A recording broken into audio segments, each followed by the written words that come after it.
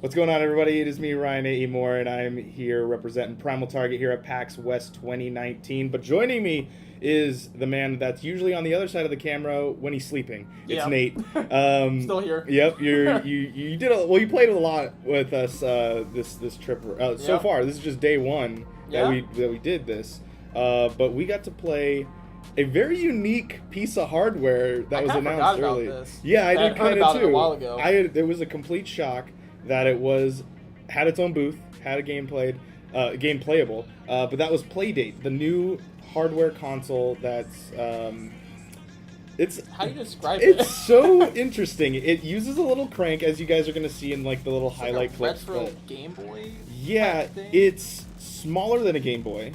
Yes. The Game Boy Color, obviously, is even smaller than a regular Game Boy. Mm-hmm. It's almost if you took like the top screen part and then the just enough of the piece of hardware to get the D-pad and the A and B button. Right. Yeah. That part and then really chopped off the last like third of the hardware.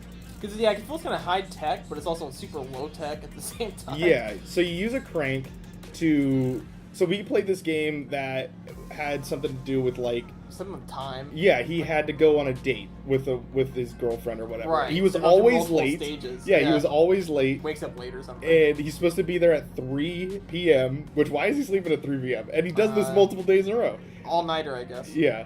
And you're supposed to move the crank to move time forward, kind of like an old like Nickelodeon cartoon thing from like the 1800s. Right. Yeah, and yeah, it was really interesting. It's a little puzzle sort of game because you have to understand the right timing to get past all the obstacles in the level. Did you ever use the D-pad Nope. or A and B button? I think it's 100% crank. Yeah, I don't think this game required the D-pad and the A and B button. Right. Right now, I looked up the website, and I told you this, but that it will be running on, or it will be going for $150, $149 when it launches next year. 99. Yeah. So you looked at it. It's like the Switch market. I mean, it might just be for people because it's kind of cool. They might just buy it for that. It is really weird. Like you were just referencing that it feels retro but modern, right? In the same like the sort of thing. Of and even how they're marketing it, it kind of looks like a modern 70s like sort of setup, but the technology inside it, is like, wow, this is pretty advanced for like the stuff that they're doing because. There's no game that runs on a crank. So do we know, because the crank, does that also charging it too? I don't know. Is that part of the mechanic that like keeps it alive? Yeah, they didn't really say too much about this. I guess so to kind of go back a little bit of information of it, there will be 12 games, they're going to release this in like seasons. So like every game just gets automatically downloaded onto the console. And so there's going to be 12 in the first season of this whole entire thing. So we got to play the first game that was released on it, which I believe, like, if you go to their website, you'll actually get to see a little clip of it, and you're seeing it right here in the clips that you're seeing that we recorded. But yeah, it's super weird. You can like forward time, backwards time. That's kind of cool though. It feels really satisfying. With, like rewinding time and like the control you have over it. Yeah, but I mean, but with the time thing, you can move forward, and there will be moments where like a butterfly is flying by. Yeah. But if you get touched by the butterfly, you lose. So you have to like go backwards and go smell a flower, so that you lower down, and the butterfly flies over. That and I was then able to figure out. Now I got to the pig level, which I think was a couple days in. I think that was like 8 days into the game. Yeah. And I didn't know what the heck I was supposed to do. Like, I don't know what.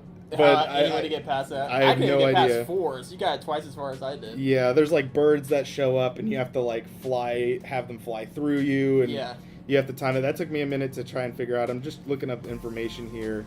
Because I thought that was the whole thing with this is that's why I had like the black and white display. Is because I don't believe you have to charge it, or maybe if you do have to charge it, it lasts like a really, really long time. Mm-hmm. Yeah, I was just trying to see, because I know that these guys are the guys that made specific games for it. But yeah, I guess it's coming out in 2020 is the main release time for this whole thing. Surprised it's so far out. Yeah, I mean, because but it's not like a huge... Was this announced earlier this year? Because I think so. Like me, it wasn't E3. I didn't really. It was some time before that.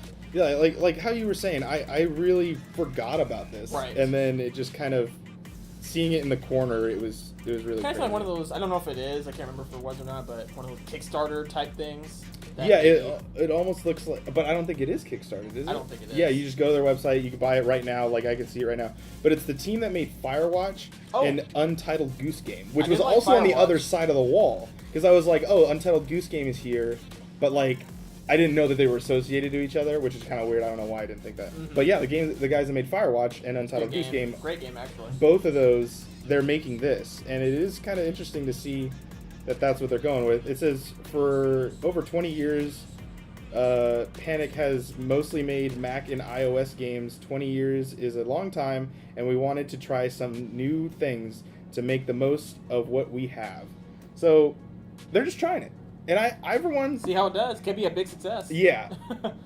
The price point, it's a little rough. Yeah, maybe that's their starting price, and then this way they can always do like, oh, it's on sale for $99.99 or something like that. Because it really doesn't feel like a console. Yeah. No. It feels like something you'd have in addition to, I don't know, I guess everything else you have. Yeah, because I don't even know when you would grab this. You'd like run out the door, grab your DS. Yeah. I would grab a PS Vita before I grab this Those original games they're coming out with are going to have to be really good, I think. Yeah. The problem is, the games, it's not like it's going to be licensed stuff or stuff people are porting over. It's going to be something specifically made to utilize that little crank. Yeah. So, all right. We'll see. Yeah. Well, so let's go with this. Would you buy it now that you played it? No. No. I would also say no, but again, I'm happy to see some crazy technology at PAX. It'd be something, if I got it, it would be in my cubicle. Yeah, maybe it's the thing you throw in your office drawer. Right. Maybe that's where it goes. It looks neat. Yeah. So, ladies and gentlemen, if you guys want to check out more of PAX West 2019, make sure you keep it right here on Primal Target here on YouTube. There is a lot more. There's games that we have played. We have played Predator. We have played what else? What game did you just talk about a little while ago? We played Mortal Kombat. Mortal Kombat on Stadia. If you want to, if you want more tech-heavy stuff, Ashton and Nate just did a Stadia video, so go check that out. And do you have any final words? You want to shout yourself out? No. You'll catch me asleep again. We'll see you guys in the next video. Good night, everybody.